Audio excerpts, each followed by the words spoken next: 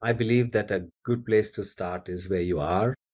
Hmm. So the important design principles that we follow is meet people where they are and take them where they have never been. And so different change leaders are at different stages of their journey, of their evolution, of their learning, of their environment. And it's okay to begin because in the end, this is emergent, this is iterative, this is cyclical. So in a circle, the best place to start is where you put the dot. So the question is, let's start. But having said that, one thing that really helps make a start is what we call as framing the big question.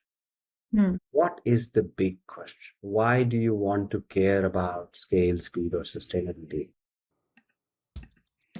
Welcome to the Rethink Social Change Podcast, where we talk about what truly moves the needle for equitable and inclusive societal progress.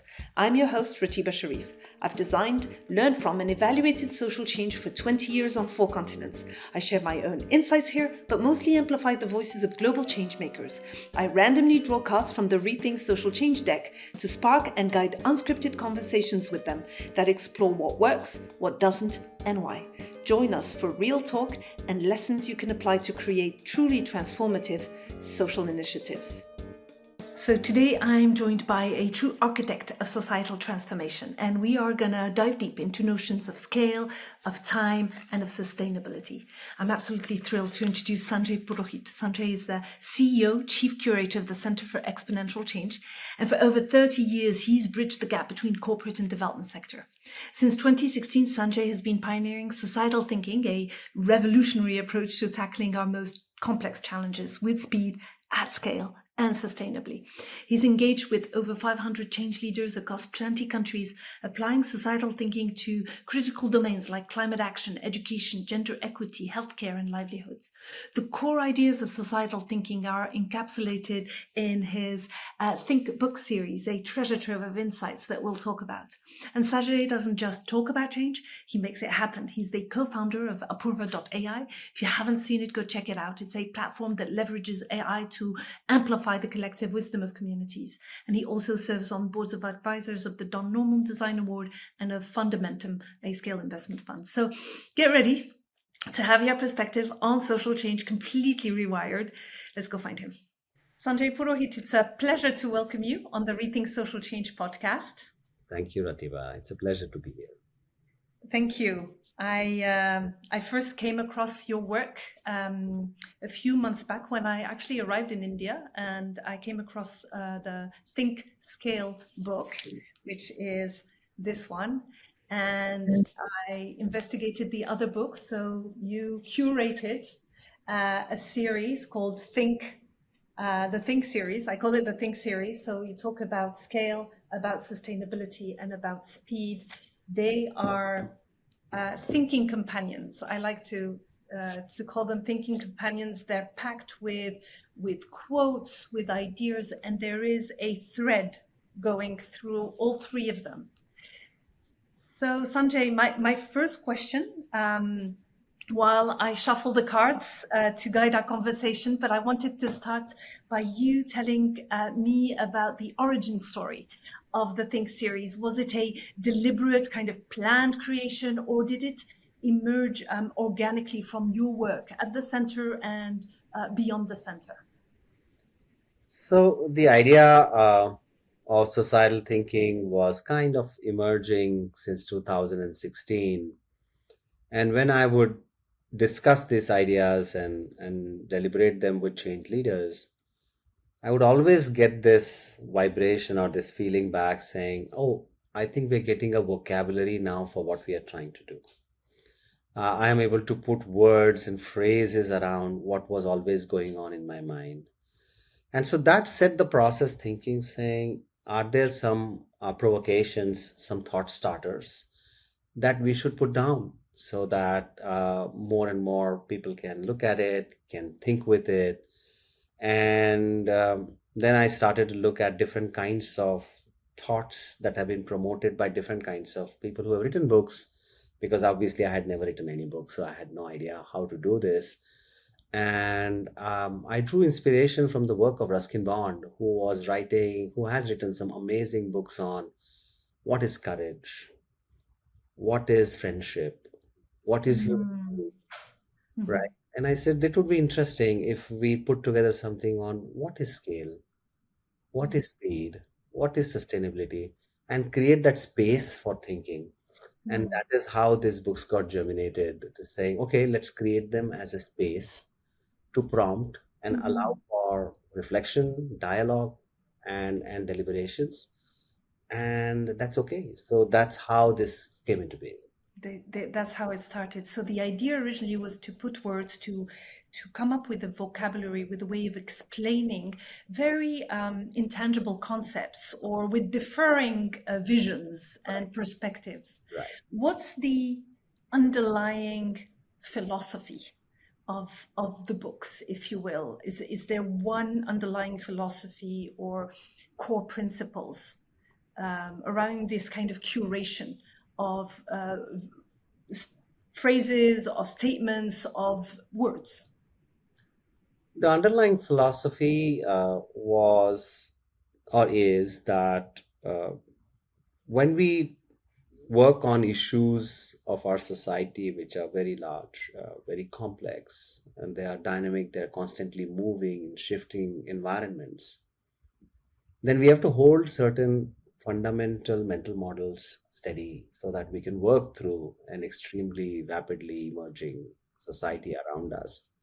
Especially now, given the way the exponential forces are acting, whether it's climate Mhm. change or whether it is inequity or whether it's democracy, the question is, so what do we hold steady? And the underlying philosophy across all these three books is that the deep belief that restoring the agency of people, Yeah. nurturing the dignity of people, and enabling them to exercise their choice Mm. is a common thread.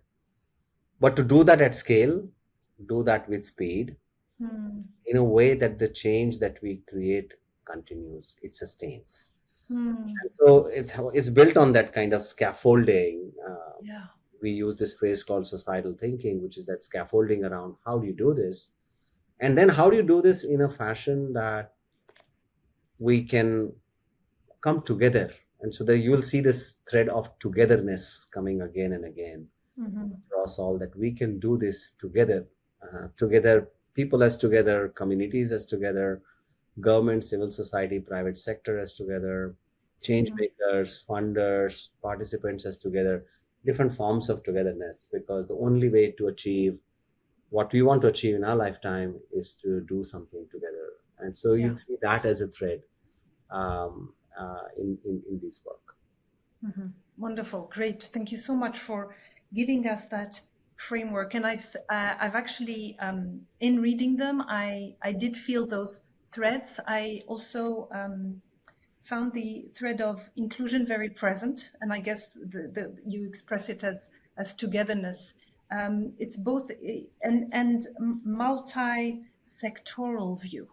So it kind of takes us away from the siloed vision and action into more of a open, wide, because as you said, the problems are exponential and multi-variables, and we cannot address them with just one vision. So that kind of inclusive togetherness, creating that space for reflection and a corpus of words that everyone could adhere to at least talk to each other.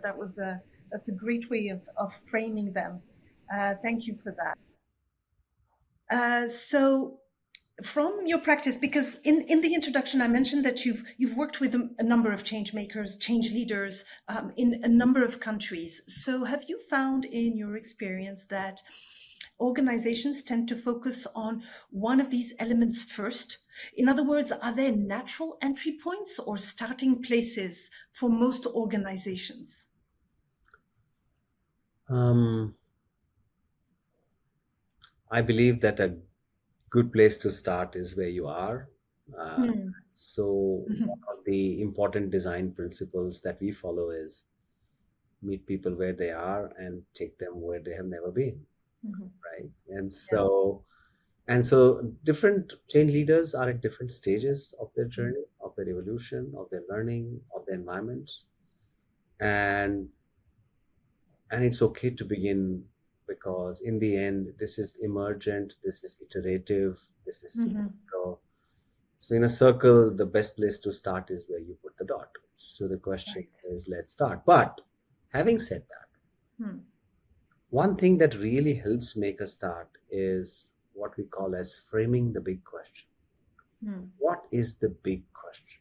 Why do you want to care about scale, speed, or sustainability if there is no clarity on your big question? So, for example, if you're working in early childhood development, Hmm. what is the size of the problem? How many children are we talking about? How much time do we have? What is the Hmm. frame? Because if we define our frame as let's do something for 500 children in the next 2 years, then the journey is very different from Hmm. let's do something for 1.3 million children in the next 5 years. So the Hmm. journey is very different.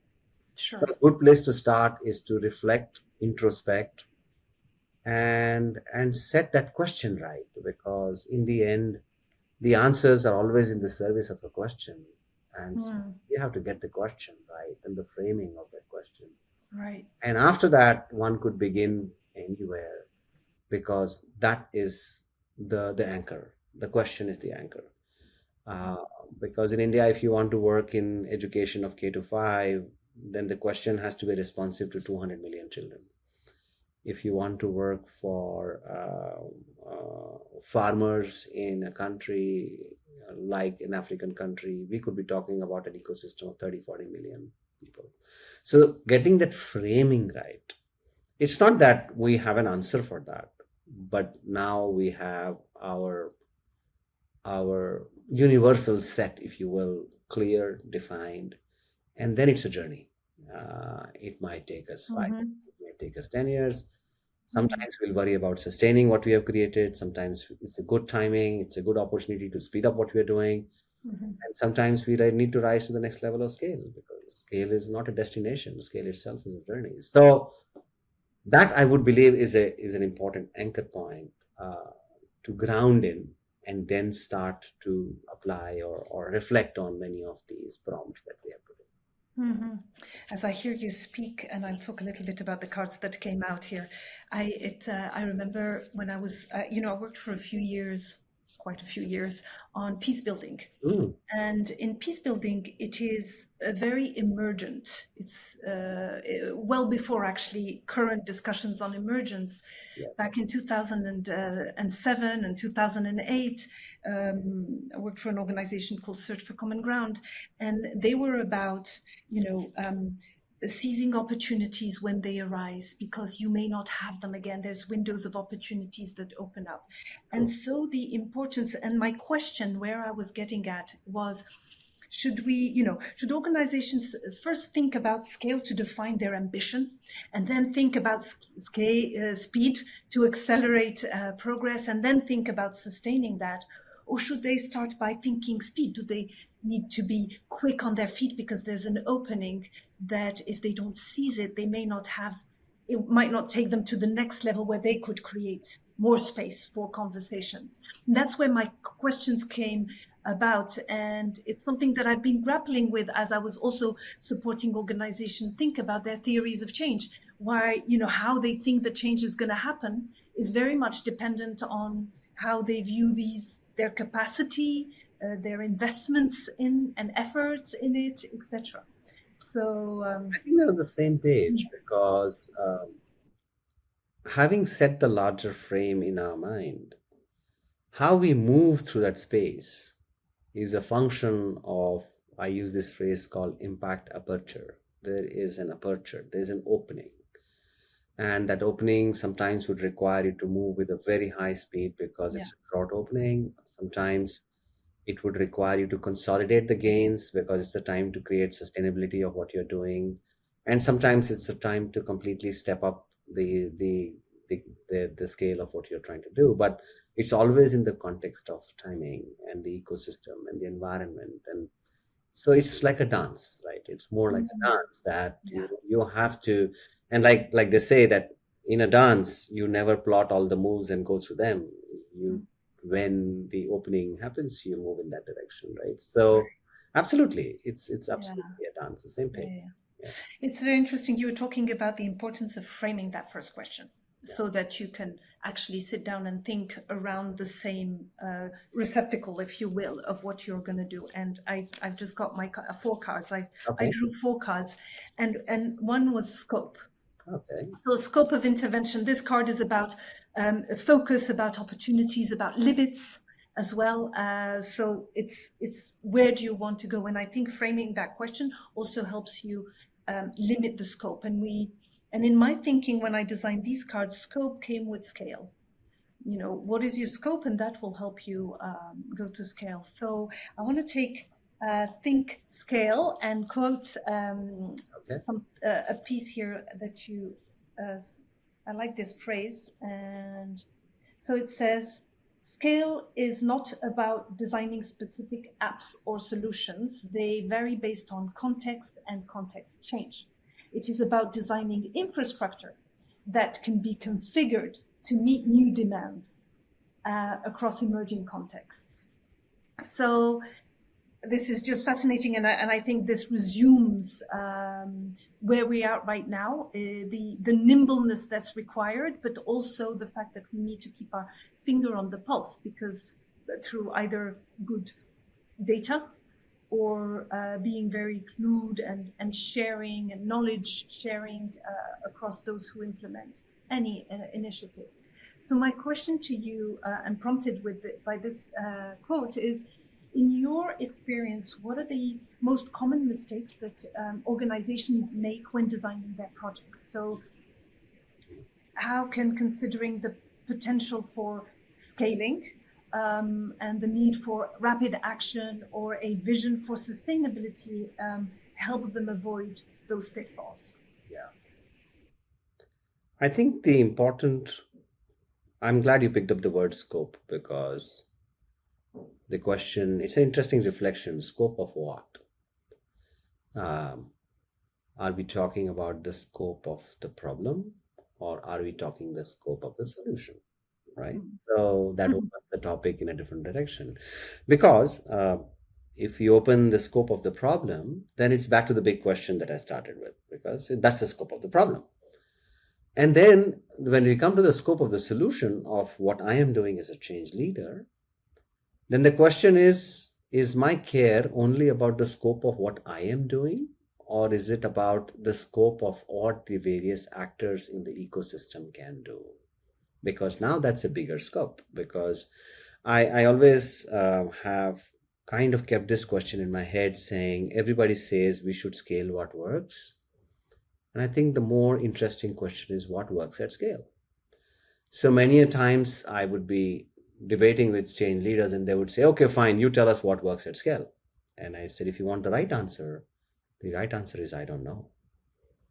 But why is it the right answer is because when I accept the fact that I don't know what works at scale, I will bring the entire ecosystem along with me, right? I will bring other collaborators and partners and other people who are trying to solve the same problem. And I would interconnect a network because the network collectively may know what is the answer. I may indeed. So scope, is it the scope of my organization, my idea, my work, my Mhm. ecosystem, my network, or scope of the problem has a big bearing on how we navigate over time.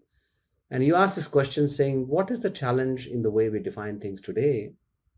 Is that we define scope with what I can do with my resources within my area of influence.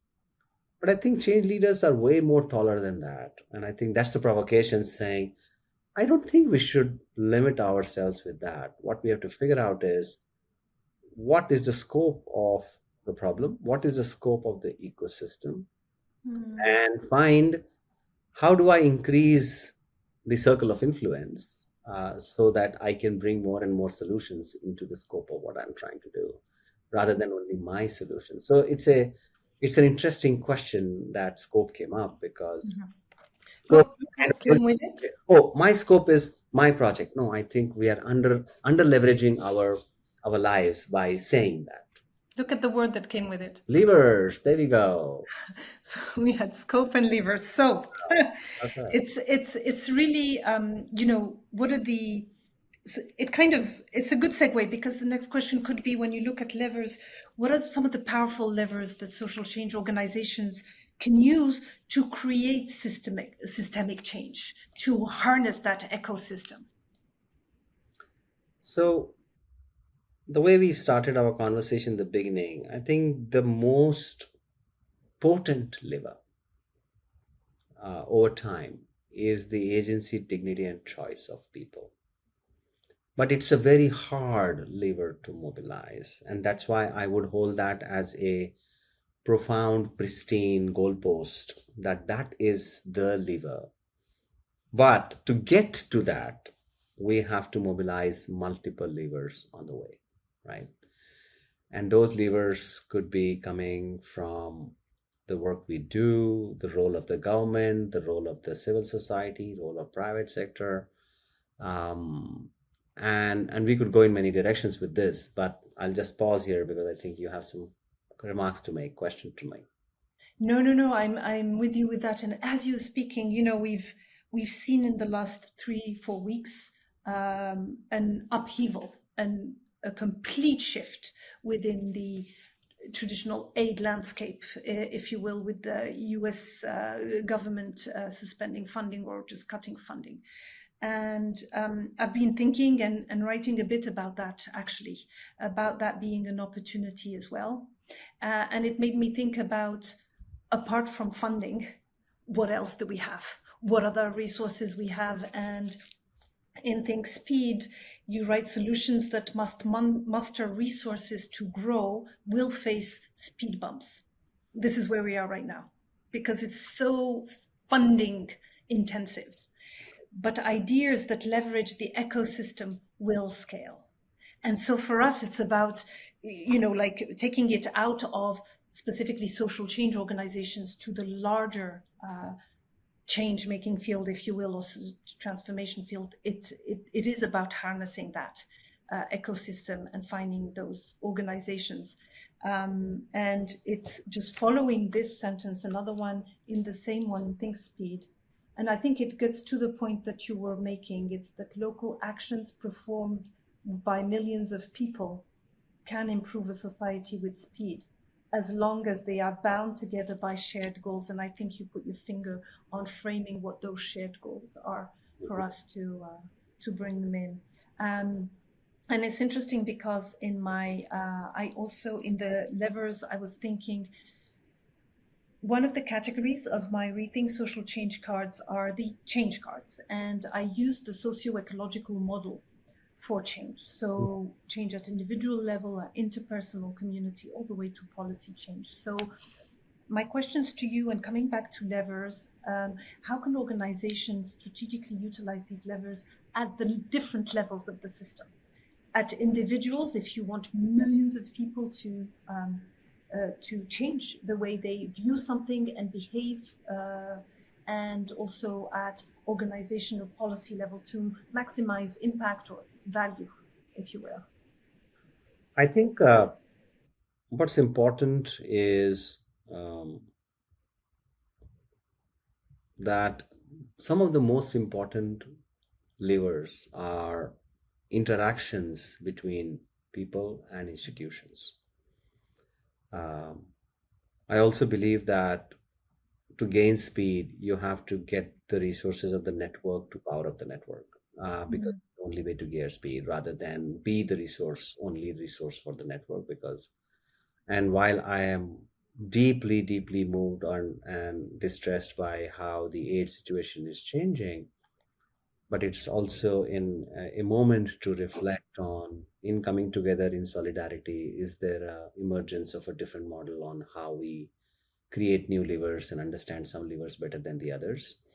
uh, so at different scales, and that's why I'm now using the plural word, scales, there are different kinds of change, mobilizing levers, right? So I'll give you an example. When you work in the Indian education system, if you want to bring change inside a school, the levers are very different. But Indian education system is also organized in a cluster of schools. Well, about 15, 16, they are called groups of schools, hubs of schools. They have different names in different states, Mhm. but there is a certain governance structure around that. And it's not just a collection of schools. There are more levers there around capacity building, around funding, financing of infrastructure and repairs and maintenance and inter-community exchanges and stuff like that.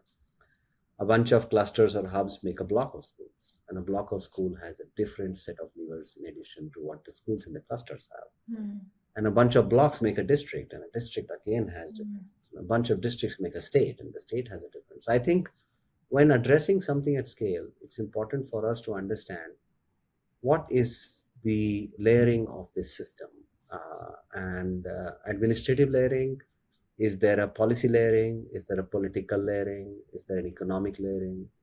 And at each of these layers, there are different levers that need to be mobilized if change has to happen, and different actors who can Mm. mobilize these levers, because in some places the political lever is stronger, in some places the financing lever is stronger, in some places the local leadership, we always miss that leadership is a massive lever by itself, Mm. right?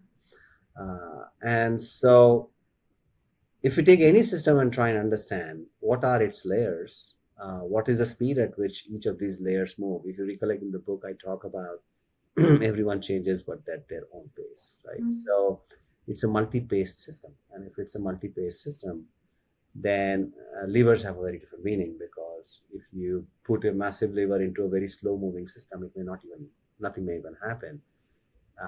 But a small lever in a high-moving system Mm. suddenly give you very high acceleration.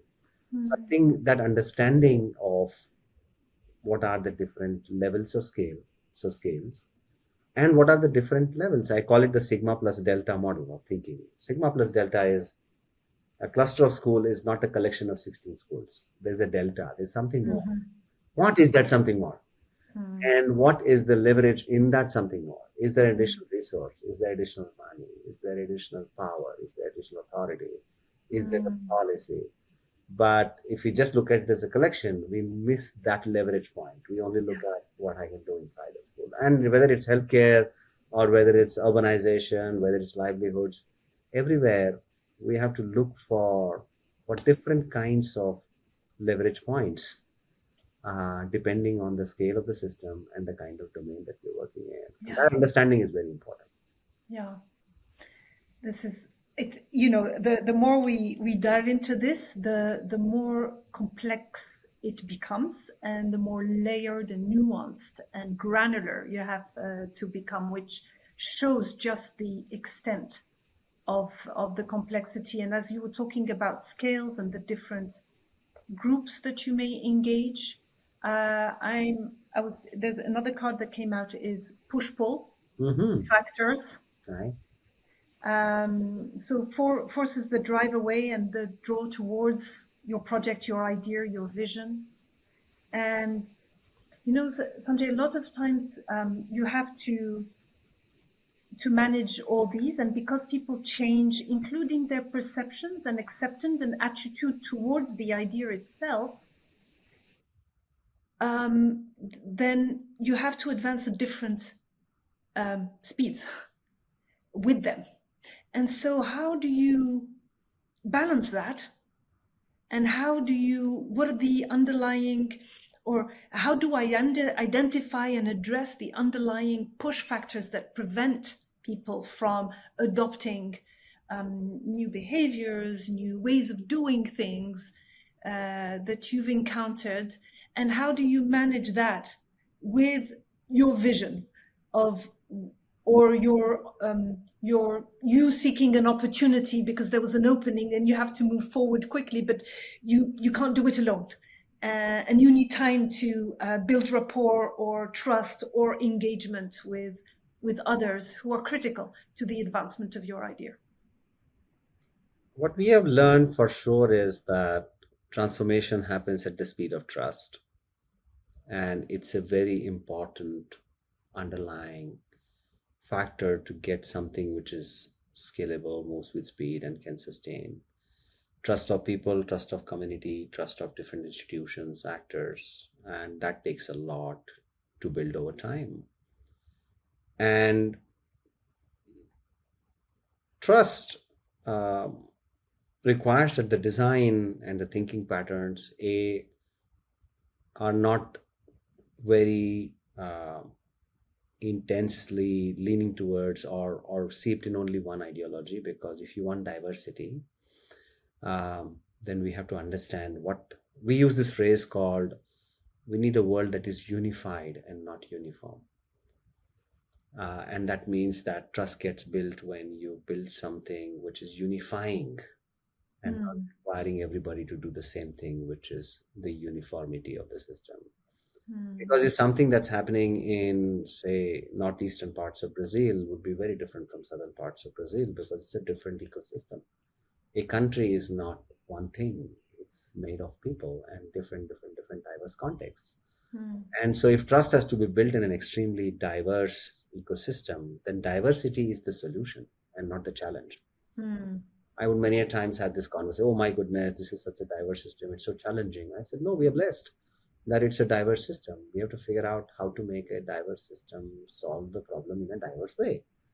So Mm. building trust in a diverse ecosystem is again very different. Similarly, um, the learning we had was that we think about how do we distribute solutions in such a ecosystem. How do we make people trust that if they do this, we will make progress?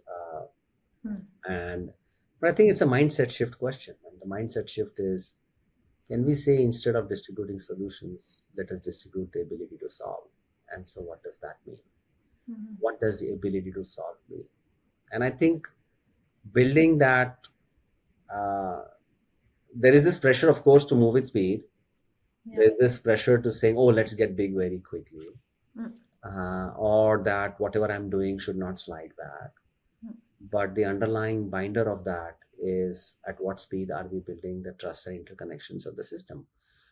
Because if that doesn't change, like I started by saying, transformation happens at the speed of trust. So if trust is not, that means understanding, unpacking, and working on those factors, right? Something as simple as, if you're working in the livelihood space, for example, and if we want to build capacity of plumbers and carpenters and masons and to be able to open up the livelihood sector, and how do I build trust that if somebody has been, indeed capacity has been built, are they really good, not good? So Mm. invest in building that infrastructure. So trust requires an infrastructure. What is the trust building infrastructure, right? What do I trust? Do I trust because you said something, or do I trust because I experienced something, or do I trust because some independent third party said something? At scale, trust building is a design question. So we always say you should design for trust, and not that if you do the right things, eventually it'll happen. But it's possible to think about, Mm. why would people trust each other on daily transactions, on the way things move?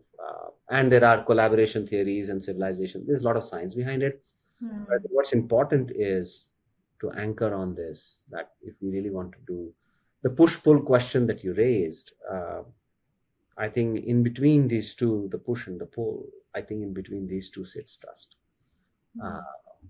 because just because you push something, sometimes if you have a very trusted ecosystem, the push will work.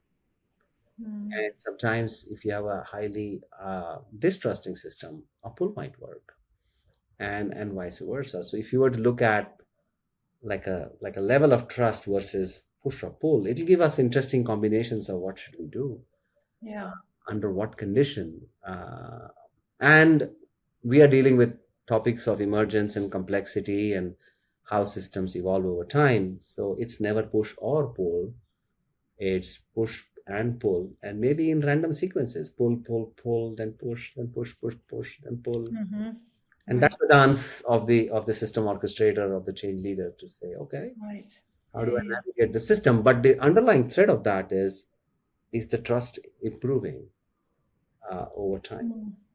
Because if trust will slow down, it's harder to pull or push. Yeah. But trust is so hard to Hard. gain and to maintain.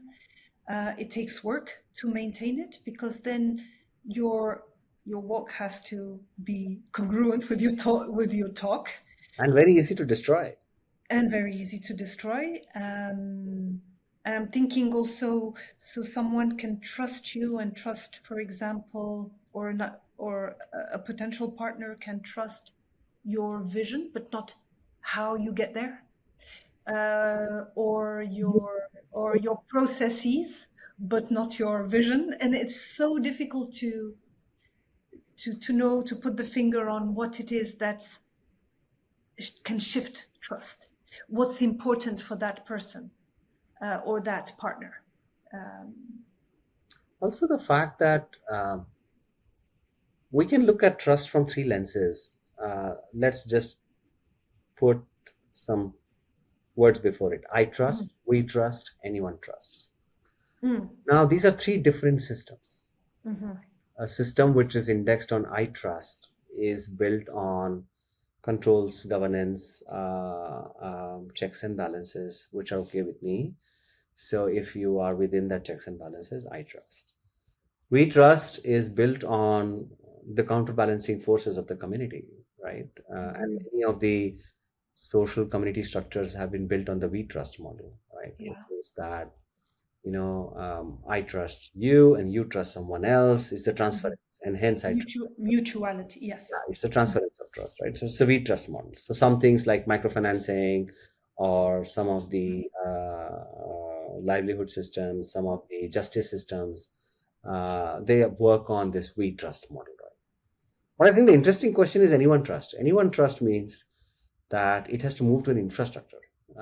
What is the trust infrastructure of the society? For example, if you get a Indian 100 rupee note, you trust it that it is 100 rupees. And why do you trust it is 100 rupees? Is because there's an infrastructure behind it, Mhm. which gives you that ability. And now, if you go into a remote community at the foothills of, say, Himalayas, and you meet a person and your car is broken down and you need to repair that car, and now how do you trust that person? Because now you're in this anyone trust zone. Hmm. That's anyone. I showed up in some random location and I meet this guy and I have a broken car and says, I can repair your car. How do I trust him? Right? I can trust him out of force majeure because I don't have any other option. It's the only guy. So who else can? But is it possible to create a credentialing system by which people carry their credentials, which is digitally verifiable across the country? It Hmm. is possible today in this day and age. And so all I have to do is he has to present his credentials. I have to scan it, and I can scan a national registry and say, Mhm. yes, he's indeed a certified auto mechanic and he can do my job. And hence he should be paid appropriately. I should not be unnecessarily extorting him because I don't trust him. He's a good mechanic. He should be paid the right price I would pay for a mechanic in a city. That's a very different environment. If we need scale, we need to traverse this. I trust, Hmm. we trust to anyone trust because scale means we have to build a trusting society and a trustworthy society, right? More importantly, a trusting society, because I think trustworthy somehow is a word that's a little top down in my mind. Or judge, it assumes judgment. It assumes judgment, it's a little condescending, but I think it's a trusting society where I have a way and means to build trust. And then transformation moves at a very different speed because uh, I am I am not dissipating the society's energy in just today. For example, if you look at microfinancing, why is the cost of lending money so high? It's high because there's a lot of money goes in establishing trust, Hmm. right? If you look at education, why is there so much of pressure around which school and people clamoring to certain school and not clamoring to going to other schools, etc.? It's a breakdown because I don't trust, right? I Hmm. think it's a very important resource. While, of course, funding is a very important resource, people's agency is a resource, people's dignity and choice are a resource. I think trust has a, and it's possible to design a system for trust at scale, increasing trust at speed, and creating trust that's sustainable. It's the same three books, same three ideas Yeah. applied to the idea of trust.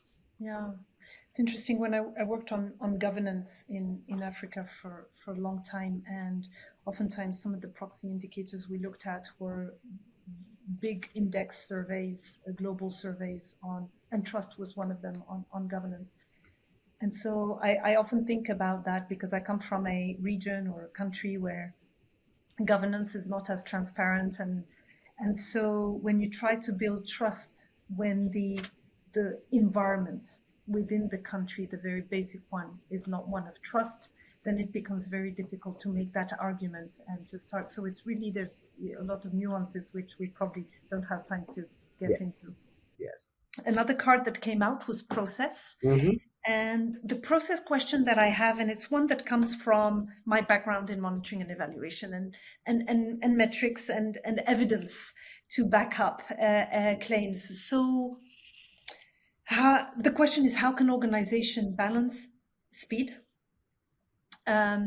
with thoroughness and accountability and transparency in how things are unfolding? Because of emergence, you need to be more, you have to be nimble, but your tools for assessing what's happening also need to be nimble. So how have you seen or experienced that in organizations, especially to inform decision making, of how, what do we persist along that trajectory? Is it in one of the books you talk about, you use the metaphor of Formula One. They know that there's going to be twists and turns and they prepare for it, and we have to prepare for it too. So what do we have? A Formula One driver knows the circuits. We don't. Everything is emerging. So how do we prepare for that? What's a new vision for monitoring and evaluate, what we call monitoring and evaluation, or data or evidence in Yeah. that scale, in that concept? Some of the questions that I've been grappling with is, for example, I would be asked saying, show me a successful project.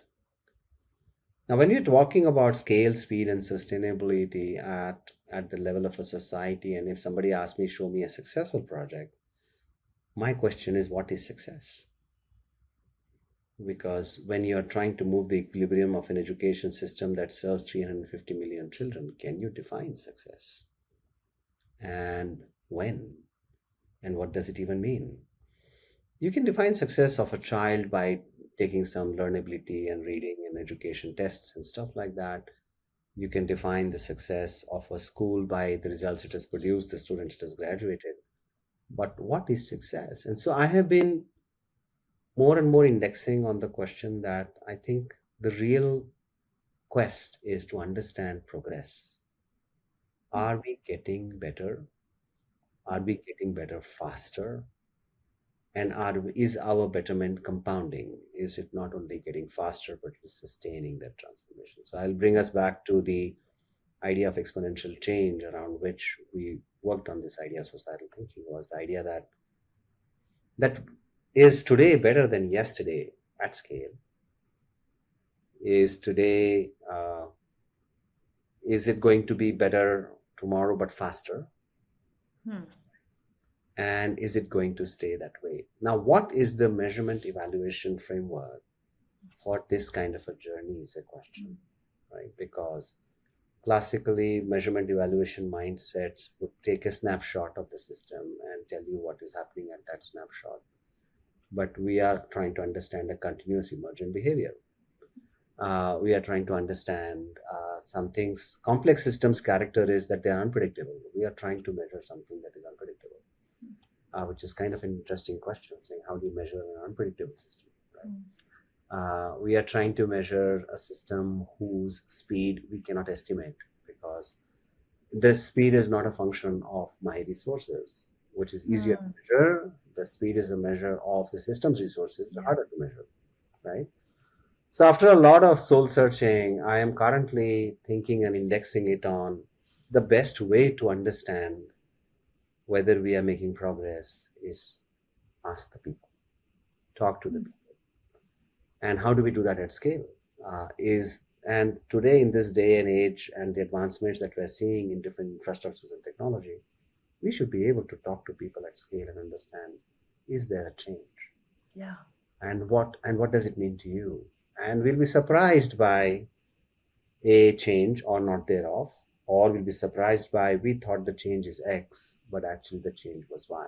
Out there. And that's very important for us to learn from. And so I think it's time to to kind of take a look at measurement, evaluation, and learning is a very inside out language. Mm. I'm trying to measure the effect of my work. I'm evaluating whether it was useful, and I am learning what to do about it.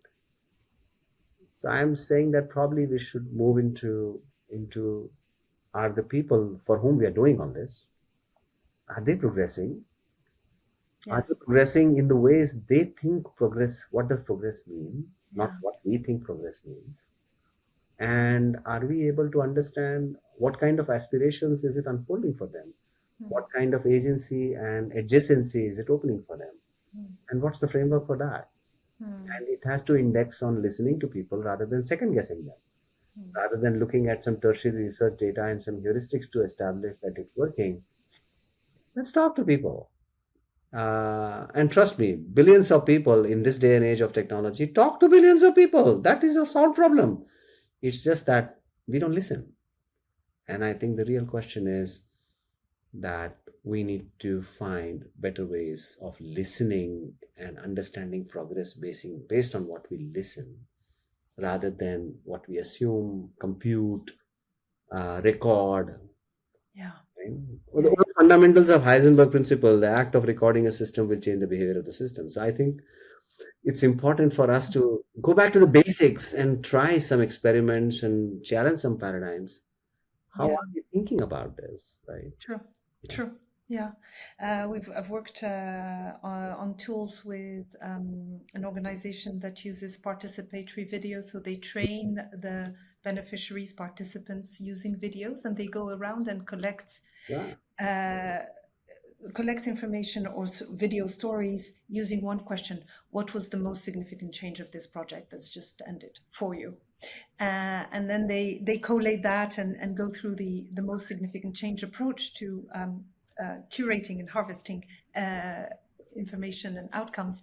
But what it also showed is that oftentimes the most significant change is not the one that was intended by the project.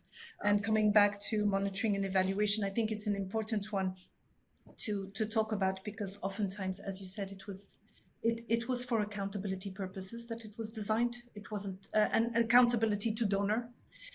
So in a more circular, inclusive approach where the ecosystem takes responsibilities, there's no one donor, everyone contributes, Yeah. then it will inevitably we would have to change and focus less on what, sole donors were calling impact, and more on value and what it actually Yeah. brings to those Yeah. that we serve. Thank you for Uh, saying that because it makes me think that are we thinking about accountability to donor, accountability to society, and so how should we plan it? Absolutely. Oh, but many times when I've done some evaluation as an external evaluator, and I've always questioned how is the evidence. So we pay a lot of attention of how evidence or findings are presented to the donor, and very less so of those who've given you the information. Never go back to them and say, "Thanks for answering our question. This is what we noticed. Do you agree with that? Does that align with what you?" I've rarely seen that. I In highlighted that in the sustain book because empowering participants with data should not be an afterthought. It should be a design Mm. because when they see their lives, the lives of their communities, the lives of people like them changing, it unlocks agency in a very different way. So I Absolutely. totally agree with you because that's so important. And most of the time it's overlooked because we go and we survey people and we collect the data and we never give them back anything saying, this is what you said, this is what people like you said, this is what people like you who were successful said, these are the challenges that people like you face. We never do that. We all use it for our consumption, which is missing Yeah. the point, Yeah, right? yeah, yeah. Well, Sanjay, thank you very much for your time, for sharing your thoughts with me. It's very enlightening, insightful. It opens up a few questions to me, so I want to go back and read some of your writings and those of the Center for Exponential Change. Thank you for your time and for sharing your thoughts. Thank you so much, Ratiba. It has been a privilege to talk to you and interact with Likewise. you. So much of learning. And it's a journey. And I think Mm.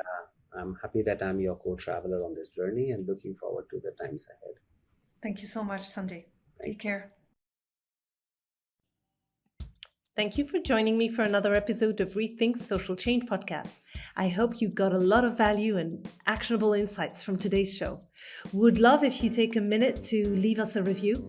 And if you work on social change and are up for the challenge, reach out.